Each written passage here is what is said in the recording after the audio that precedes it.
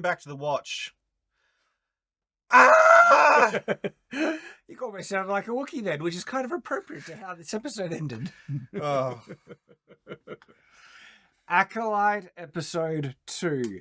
The most positive thing I could say about this episode is that it was shorter. It was a shorter episode. Was it though? Was it shorter by how much? I don't know. It was around 30-something minutes, this episode. Didn't feel like it for you? No. Oh, wow. So this episode is just like Incompetent Jedi, the episode. If they wanted to make the Jedi look astoundingly incompetent on multiple levels, they succeeded. But they did that last episode too. Yeah, they did. But it really stood out this time because, like, at the episode 1, yes, she could have disabled her at any time, okay, and captured this person trying to kill her. And it happens. Got the prisoner and Yeah. It happened twice in this episode where she tries to fight 2 separate Jedi, right? And she is utterly and completely outmatched. One guy, she literally couldn't even lay a hand on him. He's just meditating away, right? And at no point did these Jedi that are just dominating her in the fights think, I might just incapacitate you and tie you up so you can be taken into custody. What are you laughing at? I always say this. I always say I've got a great video idea for this, but like, have you heard of the movie Kung Pao? Yeah. I would love to edit these 2 things into a funny thing. Like, there's so much meme potential. It's ridiculous because it's so bad. It is incredibly bad. It's so bad. All right. Before we continue, check out the Shadiversity hoodie if you haven't already. It's Brigandine hoodie, guys. Brigandine hoodie. And really high quality, available for a short time.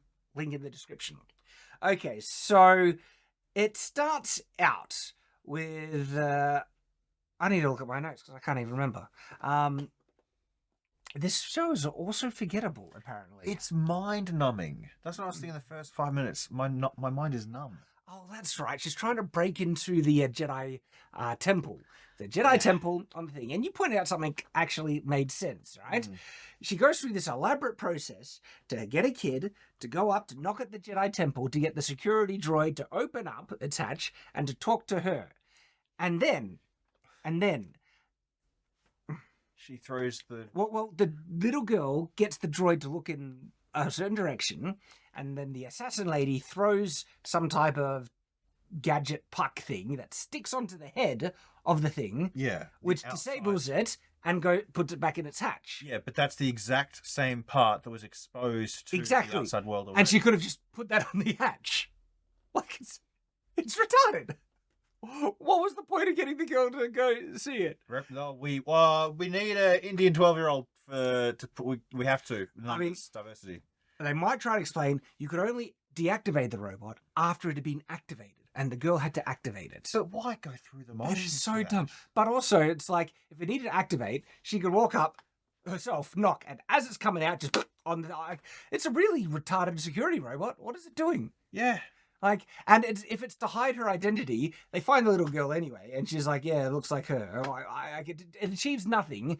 And when the puck gets on the security robot, it just not only deactivates the security robot, it opens the door as well. It's just this magical bullcrap device that achieves what she wants. It's same issue we had with episode 1, where they need the character to achieve something. They can't think of any creative way for the character to do it herself, so we'll just bullcrap it and have it happen magically, either with a device or running into an asteroid belt that knocks open a thing that gives her the device. But it's also redundant.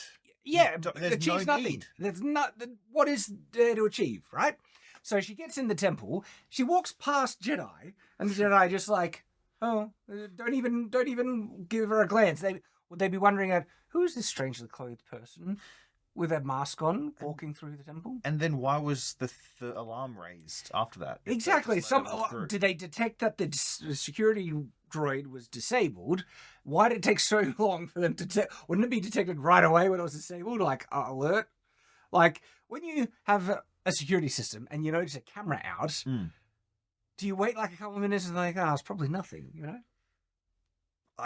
if I'm as retarded as half the people in this, no, as sorry, not as half, as all, if I was half as retarded as every person in this show and writing it, then I have no idea what I'd do because I'm retarded. That was so eloquently put. You're doing a difficult job in dissuading people that you're half retarded there. I'm actually very good at convincing people I'm retarded. I could It believe is effortless. it just comes naturally. There are times you purposely act disabled, like when you're getting the chicken nuggets at McDonald's. I get the best service. Chicken nugget! And they come out to me, and Nathan was there, and I know. they're like, here you go. Chicken nugget! You do that so well. Still less retarded than this show. I would agree. Because, yeah, like, it's all bullcrap, right? Okay, the logic is just not existent here. So then she sneaks in and she finds a Jedi Master who, he seems like all he does is meditate. They said he hasn't spoken in like several years, and apparently it also looks like he doesn't leave this room for several years because wherever we come back to him, he is still floating, legs crossed in the air, eyes closed, just meditating. He doesn't even need to eat. He's just that's his state of life. I just love the image of the impotent rage of this woman, and he's just like, Because she then lashes out at him, tries to hit him, yeah, and she's just force blocked constantly, which like. Her own, like, everyone's incompetent. She is profoundly incompetent, right? Yeah. She's useless. Every Jedi she's actually tried to fight, she's been outmatched. And the way that she killed that first Jedi is just unbelievable bullcrap. She could have been disabled at any time in the fight. We cover it in the first review. It's astounding. First episode review. Here, right? This Jedi is so powerful, nothing can touch him. So he could literally just wrap her up with the Force. And she can't move. Or just pick her up, knock her into the wall, knock her out. At any moment, he could disable her with a mere thought. He's that tough. But he doesn't. Instead, he lets her go. She just runs away when the alarm is raised, and she runs out and everything. And he doesn't, like, is he even aware that someone is there? But he recognizes who she is with his eyes closed, like, May, I've been waiting for you, or something like that. And so, did he let her go because... we find out he has like this guilt thing about something. The Jedi did something in this girl's past, which is why she's after revenge. I honestly believe that it'll be the most innocuous nothing thing. I think it's going to be legitimately evil, and the purpose of this show is to look, the Jedi are actually evil. They're a corrupt institution. They want to destroy everything, Oz, everything good. And the Jedi are good. So the Jedi need to be morally ambiguous and evil. You make a good point. I feel like it could probably be like between. It could be either. It'll either be like the most inoffensive thing ever, or truly evil because they want to corrupt the concept of the Jedi in this show. Yeah. Either way, it'll be a white man's fault. You think? Yeah. Most things are. Might be the Asian guy's fault though. He's the master who's like has the strongest connection. Yeah. But they are basically. Stop myself. No, but the liberals say it themselves. They use the term white adjacent. Like they call Asians white adjacent. I don't like. Okay, we'll take it. I don't know their logic. So the Jedi is just like, they're letting themselves get killed at this point, it seems like. So he just lets her escape. And I'm just like, what is going on? Sure, okay. And so it cuts to the other sister. She wakes up. And the Padawan, which is she's the Karen, the know-it-all and everything like that. She's a know-it-all unless it's another woman who can correct her, right? Because she's trying to work on the thing, and because, the sister is just so good at tech, right? She's like, oh, you need to bypass the compressor. Yes, bypass the compressor. It wasn't that, but she says, do this, and that fix it, because she's just so smart. Yeah, well, you see, because the apprentice, she's a white lady. And so as far as diversity goes, you have to make the black lady seem more competent than her. And then underneath the white lady, you've got the brown dude. And then underneath that... On the surface, you sound crazy, except that they legitimately have an oppression hierarchy that the activists follow, that I would not put past the people making this show of following. That's the whole point of intersectionality. A a woman, needs some more representation, but she is lower on the oppression hierarchy according to intersectionality than a black woman or a black gay woman. And then it goes, all of that, right? And you might be thinking, where are the disabled people? No. I know where they are. The mentally retarded are writing this show. That's their representation, you reckon? Yeah. But they actually have that hierarchy, and they have rules written down that a man can't save a woman. Because that's just sexist. Like, that's why they did the most insane logic with She-Hulk, where originally She-Hulk, Bruce Banner saved, her life. Instead, she saved Bruce Banner's life now. They changed all that stuff, right? Okay. Yeah. And so, okay, she wakes up, helps the know-it-all, but she gets to be her know-it-all later on the episode. But anyway, she helps out the know-it-all. And it's like, she's so good at fixing things. And look, that does actually make sense. She worked as a mechanic. And so, I'm just pointing out that it is justified in the story. I'm not complaining about that. But with the environment, with the activists working on this and everything like that, the other reasons why they make sure the main character, she knows how to fix things. Yes. Because she can't have any faults or be weak in any. Do you think they'll show her liking to wear dresses or, having a maternal instinct, liking children, mother? Could there be any traditionally feminine attribute you could ascribe to her? No. Anything good or demonstrable in reality is bad. So no. Oddly enough, the dreadlocks guy strikes me as more feminine than... Yes. But also, he does keep saying things like, get the gun away from the lady, don't send her to do the job, I'll go in and, confront the... He does pull the knife away from her, so, he has some redeeming qualities, perhaps. Yes, he does look like an emaciated lesbian, though. I hate his haircut. Then it cuts to the master, the Asian guy, speaking with the Jedi Master Lady, and you laughed out loud at this point. For some reason, this was like a bolt of joy in my heart. I don't know what it was, but I think it's because... The irony? I think it's because the writers think the audience are as dumb as they are, and they need to spell everything out. Yeah. Because they say, we've got the girl in custody... And then it's like, well, probably won't be as needed because there was another attack. There was someone tried to break into a Jedi temple. That right then is all you need. The dots are able to be connected, and the character should be like, okay. But then, because they have to spell everything out, she says, the girl could hardly be in your custody and commit a crime at the same time. Thank you for spelling that out. No one could figure that out otherwise. It's like they've realized how dumb they are for a split second. But also his reaction when she says that. Oh, yes. He reacts like, that makes sense. Yeah. She can't be in two places at the same time. He reacts like a moron that is just realizing that. When it's like, it's so obvious. So I could see the humor in his reaction and the line there. At least, okay, so we know that the writers have such an idea of object permanence, right? So, baby, why peekaboo makes them go, ah, because they don't have object permanence. Yes. As soon as you go like that, you're gone. Yeah.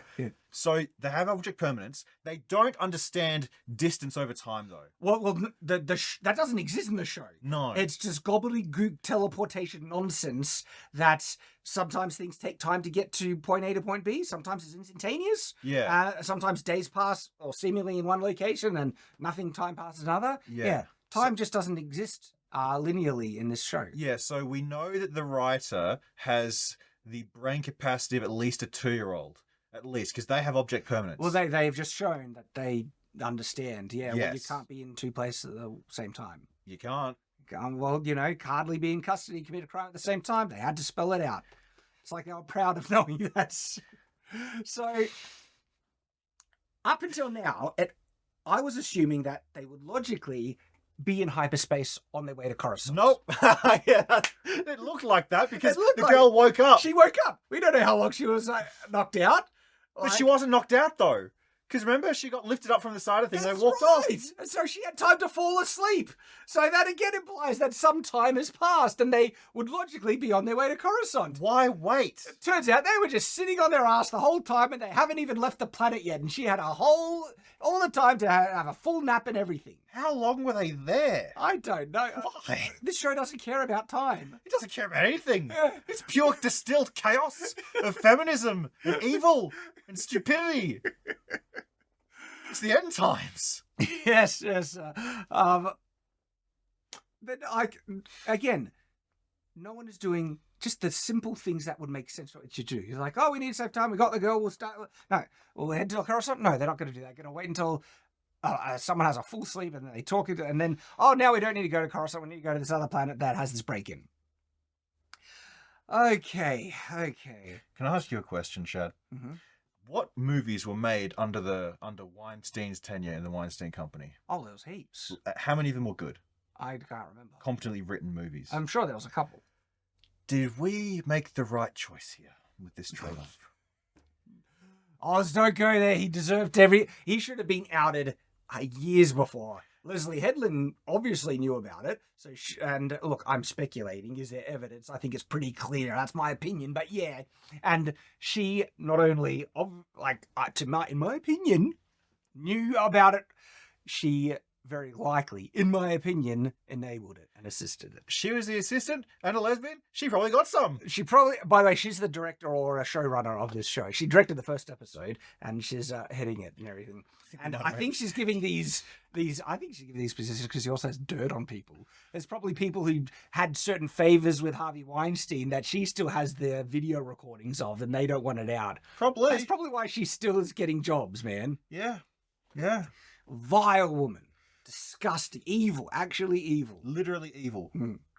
Anyway, back to something worse. Okay. The show she made.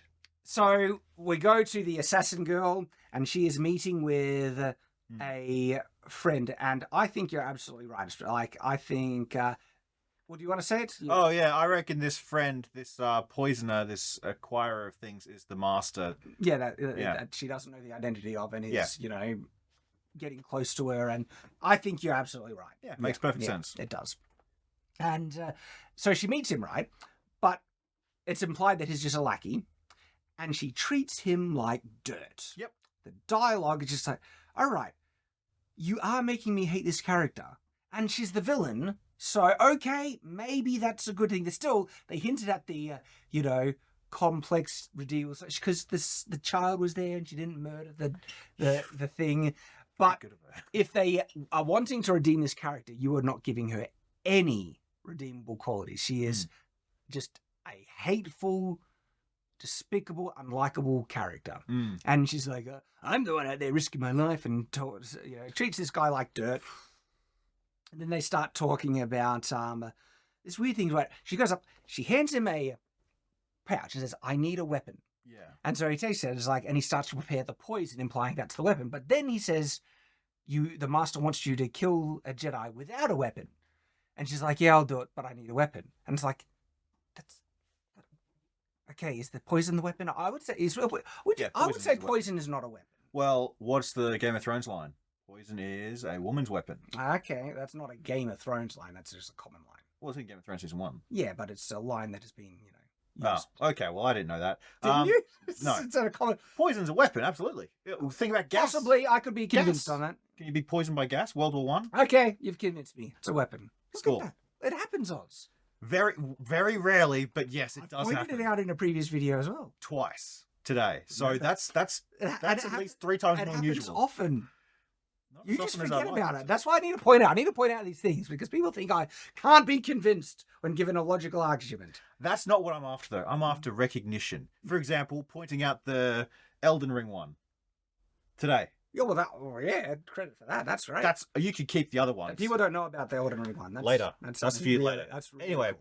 back to the dog crap. The Yeah, dog crap. So she asks for a weapon. She's not getting a weapon. She needs to kill someone without a weapon. And she's constantly reaching for the Jedi's lightsabers. She was doing it in the first fight. She does in this fight. And so clearly the test is that for her to succeed in her training, she needs to defeat a Jedi without a weapon and take their lightsaber, and is going to turn red because of her own evil or some crap like that. Yeah, I think I got to give it back to you though. Yeah. I don't think it can be considered a weapon when someone hands you the means to your own death and they take and it. you drink it willingly. Okay, good. I get it back. There you then. go. And I didn't even need to argue the points. You did. You didn't even ask for it. Here you go. Take it. Oh man. Okay. And so he makes a poison. She goes back, and the guy's still just meditating there. He hasn't moved. Oh, And the guy looked weird. I was like, he's like, he looks 15 and 50 at the same time. and I think it's because that his beard was fake. Oh I yeah. think his beard looked fake. Yeah. To be fair though, the guy at the temple did say he hasn't spoken to someone in 10 years. It's been floating there. If I spent 10 years I in think a it was room, like 4 years, but yeah. oh yeah, sure. But if that's, you know what? Yeah, I'd probably look like that too. Obviously, he must have to eat, unless it's just force power. He lives off the force. He was balding, Mhm. so that might be the motivation to kill himself. Possibly. Sorry, bald people out there. So she just decides, because remember they had the talk where every Jedi has a weakness, and she discovered it seemed like it was pretty easy for her to figure out. It was his guilt. You're guilty of it because you know what you really did. I will give you forgiveness if you kill yourself with this poison. That's just a liberal's wet dream. White people will forgive you. Just commit mass suicide. And you know what? The white liberals will probably do it. He died from his own guilt. Wait a minute. Wait a minute. White guilt is a suicidal endeavor? Interesting. He did have a very white beard. Yeah. And hair. Yeah. Look, this may have been justified in the character background. I don't know about what actually happened. If it's revealed that it wasn't that bad, and this guy was racked with such torment that he committed suicide, that's going to come off very weak. But I actually think it is going to be legitimately bad. You know what he probably did? He probably said, I didn't like Black Panther. And that's enough. That's enough to be called racist. That's enough to be called anything. It's just, you could just say that gay men find... straight men find gay sex repulsive. That's enough as well for people to... Oh! You know what it is? Because it's confirmed that both the two sisters, their parents were lesbian women, right? Is that confirmed? That's confirmed. So when was that? Is that one of the leaks? That is one of the leaks. So you know what probably happened? He's like, how is that possible? And that's enough. That was enough. his crime. Yep. Like, you should feel ashamed of yourself. Here's your poison. It was no. It does make sense, Oz, because there's immaculate conception in Star Wars. They were just born of the Force. Yep. Mm-hmm. Yeah, there's clones too. There's clones. Okay, so representation. We now have fat Jedi. Yes. Do we have them? I feel seen, Oz. It's literally me. I just can connect more with Star Wars now that I have fat representation. I mean, you weren't nowhere near as fat as that guy. That guy was like Andre the Giant fat. Look at me from the side. Do I look different to you? No, you're not fat.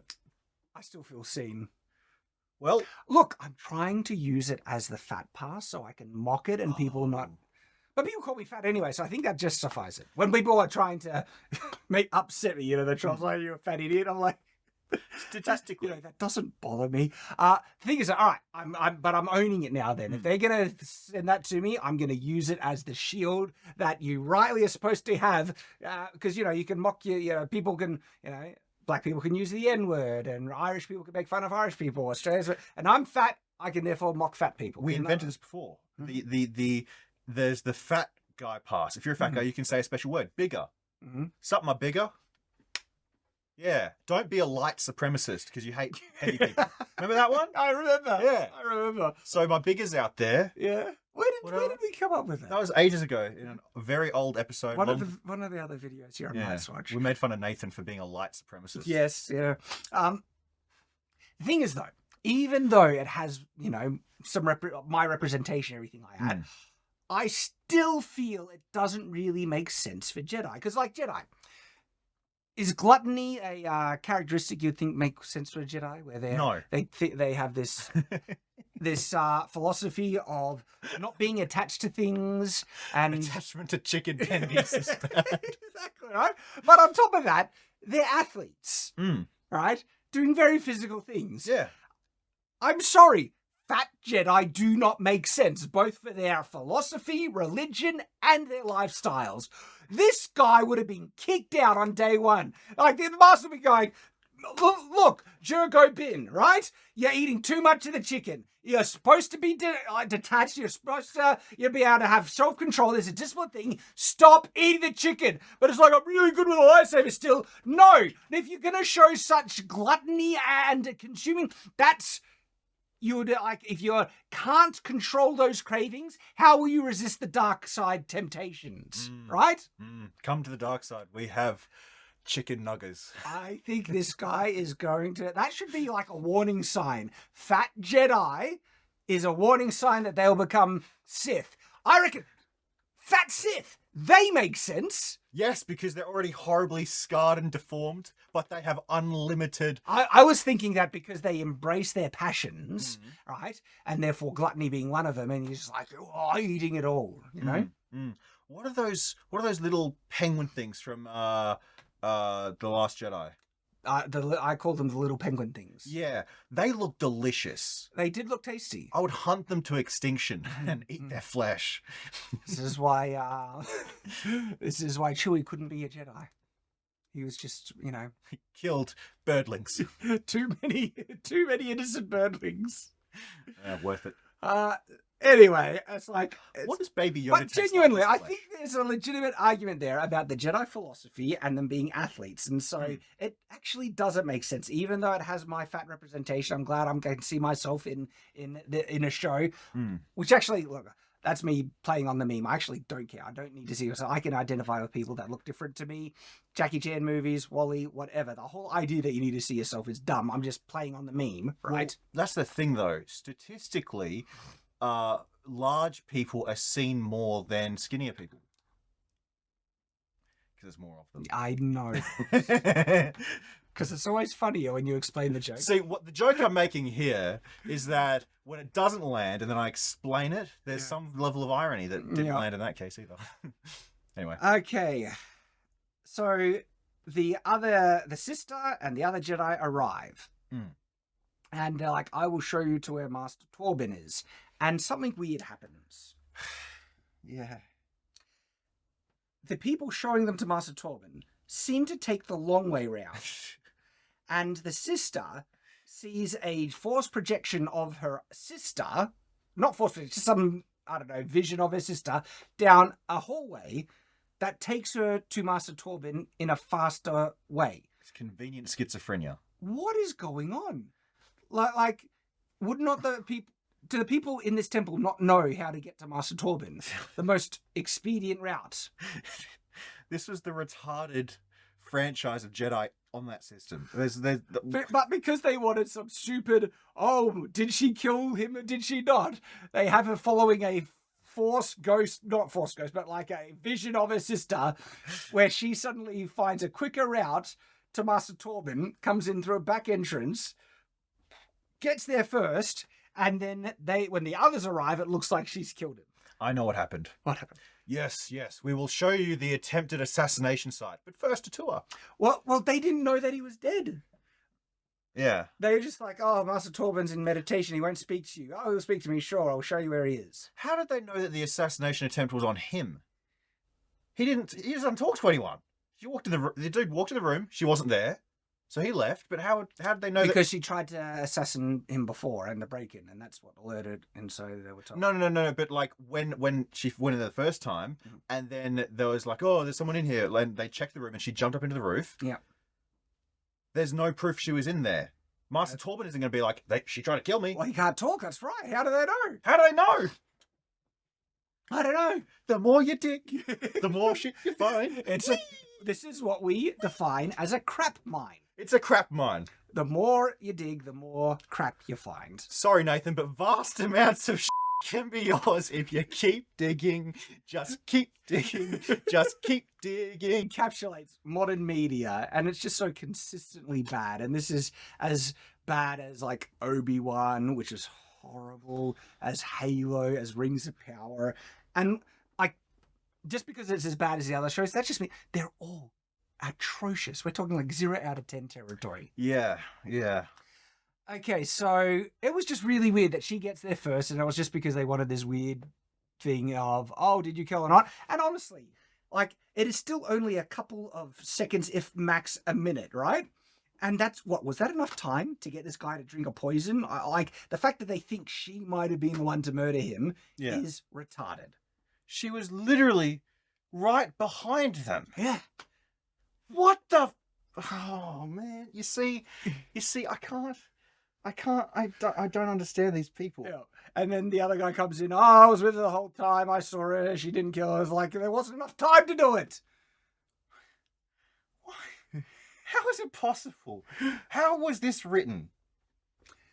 That is a good question. I thought Boba Fett was bad.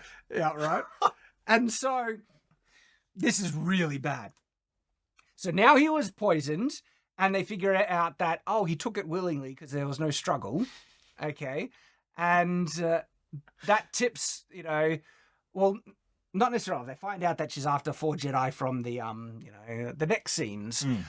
And so the sister recognizes the poison because the poison was taught to her and her sister to kill animals or hunting when they were growing up.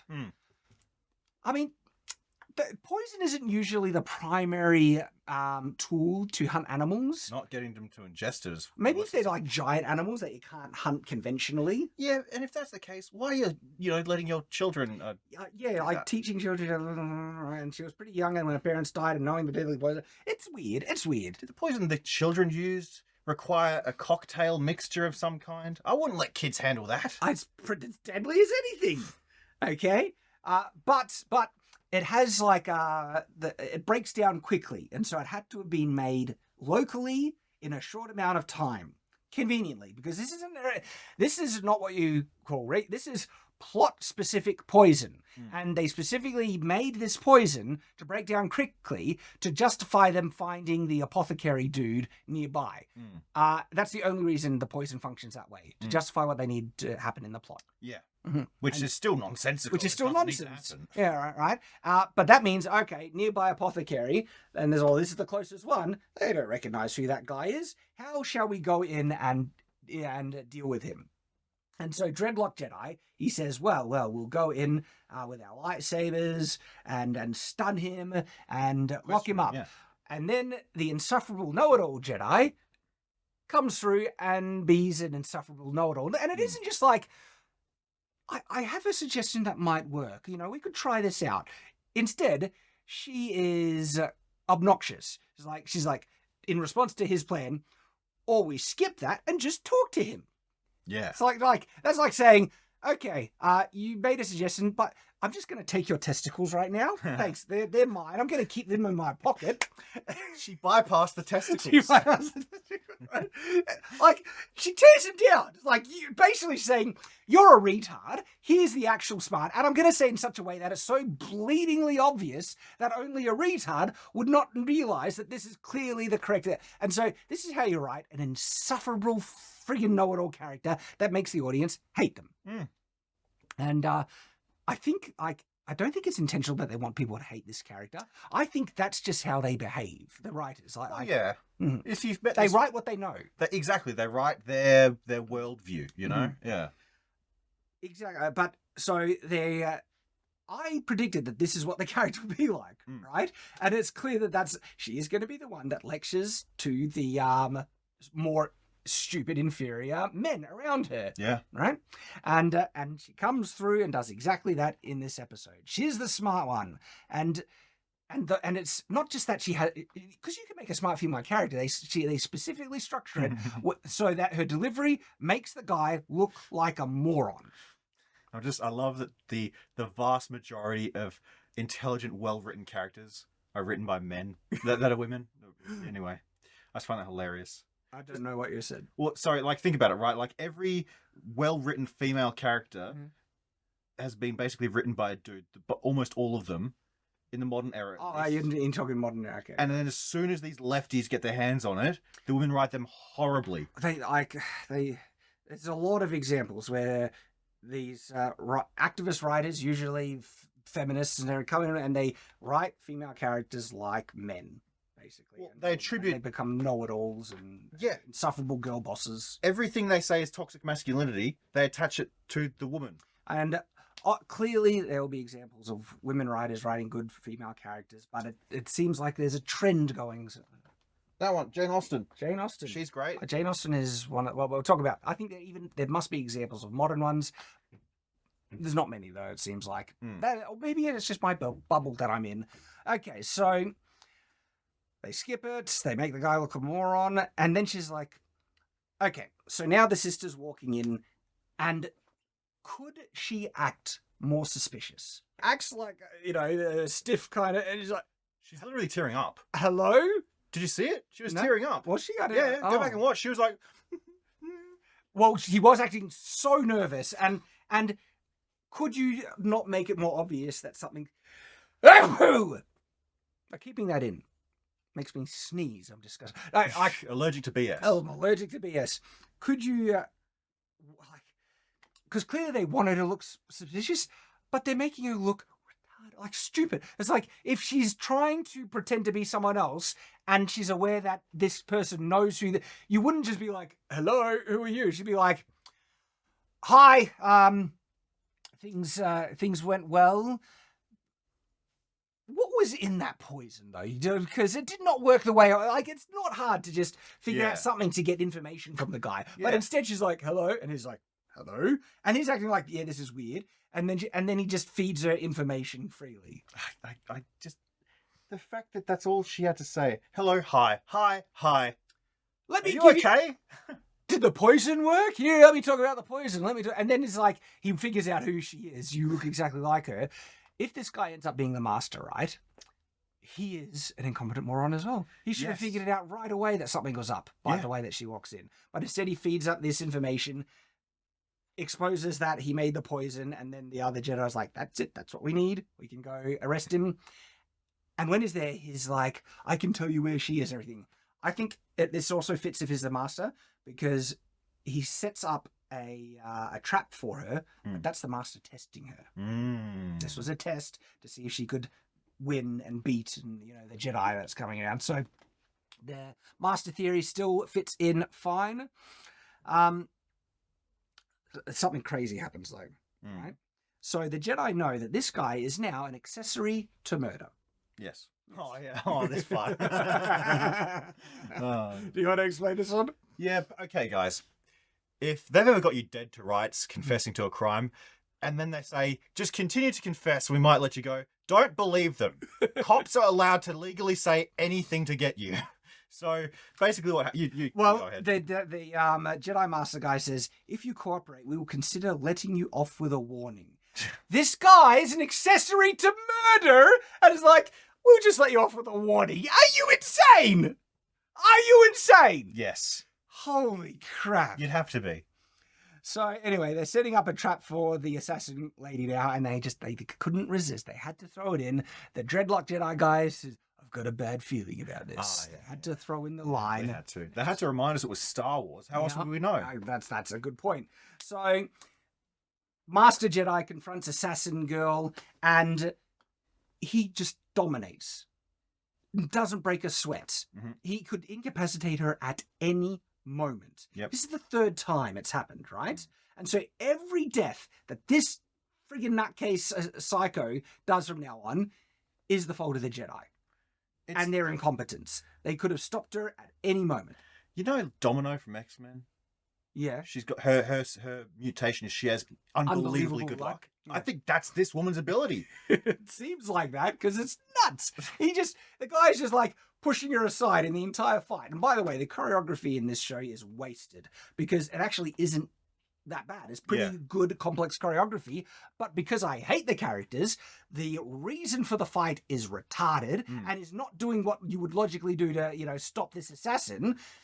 it means nothing. Mm. It serves nothing. You can't enjoy it, and it's wasted. Mm. The effort that was put into it, which is actually some good effort, the choreography is wasted on this show. This show does not deserve it. And so the fight continues, and the ship comes in. You're under arrest. He could have incapacitated her at any moment. She tries to sneak a dagger throw, and Dreadlock Jedi blocks it. Then they're confronting her, and she's like, "Oh no, they're gonna get me!" And so she just uses the Force to blow up all this dust on the ground and sneaks away. Jedi should be able to use the Force and just know, that's what, the fact that she kicks up dust and then can sneak away. They can't see her. It's like, these people don't understand Star Wars. They don't understand what the Jedi are capable of. They just pull things out of their ass because that's what they want in the plot. And she gets away, and that happens. There have been some people that don't have that aren't Jedi or trained as Sith or anything that have been able to use the Force to subdue people. Yes. Harvey Weinstein used Force to subdue people. Hey, thank you for that, Oz. You're welcome. So he could have disabled her at any time. She gets away, and while they had her, I was like, "You guys did have a stun gun. I didn't use that." But it turns out the sister, the useless sister that's doing nothing, she still has the stun gun. It's like, hang on. Wouldn't you think if you are the ones who are going to confront the dangerous assassin lady, and you already show that you're willing and ready to use a stun gun as Jedi, right? That one of you would just, we're going to need that. You're not going to be confronting the sister. We are. So how about we take the stun gun with us? Yeah. No, they don't. She still has it. And then there's this scene about her, holding the gun. The sisters see each other. She shoots and misses her, and then lets the sister go away. Probably. Do you reckon she missed on purpose? Yeah, she's going to be like, no, because that way we can find her master or something like that. Yeah. Some BS. And then everyone that dies is on her head as well. Yep. Okay. This next part was unbelievable. This might be the dumbest part in this episode. Okay. They have now figured out, because the master was confronting her in the fight and he got information. Turns out that now they know she is trying to kill 4 Jedi. The Jedi she blames for whatever. And they know who those Jedis are. The sister says, if it was the 4 Jedi, it's the 4 Jedi on the planet that happened when my family died. Whatever. 2 are dead. One of the ones she's targeting is with him. So there's 1 left. It's the Wookiee Jedi. They know exactly where he is. Wait, I thought there's 2 left. There's the Wookiee Jedi and 1 more. Yeah, the master. The master? The Asian master Okay, guy. just making sure. Yeah. And so either she's going to go after the master or she's going to go after the Wookiee. And so they know where she's going to go. She's escaped. They're hot on her tail. They can't let her get away too far because she might actually end up killing the other master guy. So the Asian master guy calls the Jedi Temple, and they says, no, you're not going to chase down this assassin. They know where this is going, but no, they have to have a meaningful conversation first.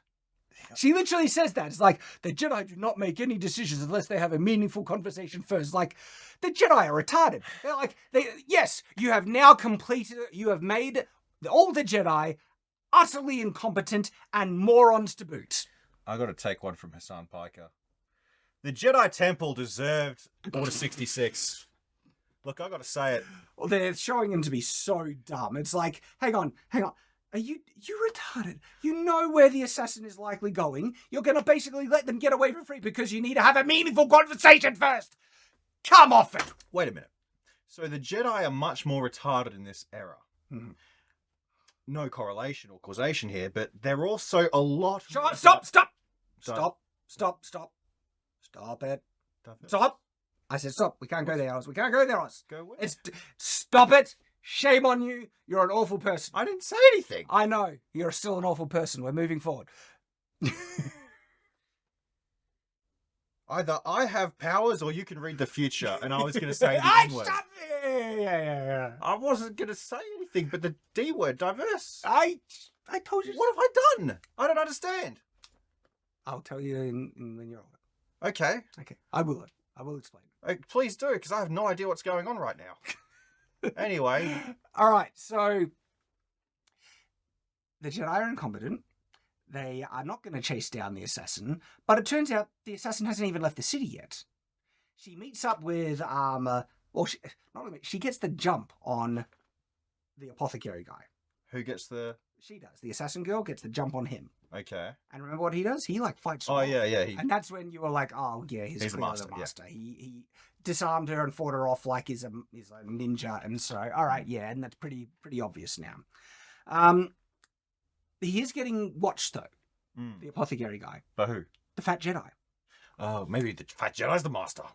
Well, he gets distracted and he looks away, and by his own incompetence, the apothecary gets free. It's like, oh no, where did he go? What did he get distracted by? Well, he's probably used to getting distracted. Burger. As soon as he sees a burger, he's probably like, right? He's probably, that's his, the thing he's trying to overcome. He might not be a fat Jedi. He might be an American Jedi. Perfectly plausible. It is very plausible. We love Americans. No, I don't. You're also fat. And stupid. We love you. Stop. Stand up other countries, you Look, douches. look. We need to give it back because Australians, we cop it a lot, and deservedly so. We're living in a prison colony still, and our government wants to enslave us. Yeah. All right, so he gets free. And then they're going to go and find the Wookiee Jedi. And then it cuts to the scene introducing the Wookiee Jedi. And the Wookiee Jedi just basically steals the gun, snaps in half. And then that's the episode ended. And the episode ends on them not chasing down the assassin because they need to have a meaningful conversation first. It is one of the dumbest lines I've heard. When it's like, the context makes it dumb. That's why, like, before we hunt down a psychopathic assassin murderer, We're hot on the tails of. we need to have a meaningful conversation first. And if they're trying to say, oh, the bureaucracy is corrupting the Jedi Order, stuff like that, come on. Really, yeah, it's hard for me to swallow that they could be that stupid to let an assassin go when they know where they're going and they need to pursue. Liberals are that stupid. The only way it could be more liberal is if they're like, no, you can't go there. It's a lightsaber free zone, that planet or something. Like, it's so dumb. I can't stand it. So, the Acolyte episode 2. This show is just going to be a glorious dumpster fire by the look of it. These 2 episodes have been astoundingly bad. Some of the worst media I've seen Disney produce, but that just puts it in the same category as Obi-Wan Kenobi, as Ahsoka, As everything they've done as with nearly Star Wars. everything they've made. Name a good thing they've done. Maybe Andor. If anything, I can give them credit for being consistent. Andor was apparently pretty good. I might watch it. I didn't enjoy it, but it was vastly better than a lot of other stuff. To me, it was the least bad thing. There are moments in it that are legitimately good, with some legitimately good characterization, and I said that in the few reviews that I did of it, because no one gave a crap about Andor, right? But to me, it was unforgivably boring. Astoundingly so. And this is somehow worse. And I really felt the climax at the end was really dumb, really stupid. But that's Andor, and even, it's the least bad thing they've made. This is far worse than Andor, and it's in the realm of, Obi-Wan Kenobi, Boba Fett, Ahsoka, Dial of Destiny, and even though Disney didn't make it, Rings of Power, it's that level of stupidity that we're dealing with. But they're all the same entity. The woke rainbow of demon pride and lust and gluttony and wrath. It's made by activists that have the agenda as first and foremost. Diversity was the goal of this show. That's the goal, not to make a good show. Okay? And they've achieved what they want. Let's see how well this will succeed based on its diversity alone. It won't. It won't. Stay on watch.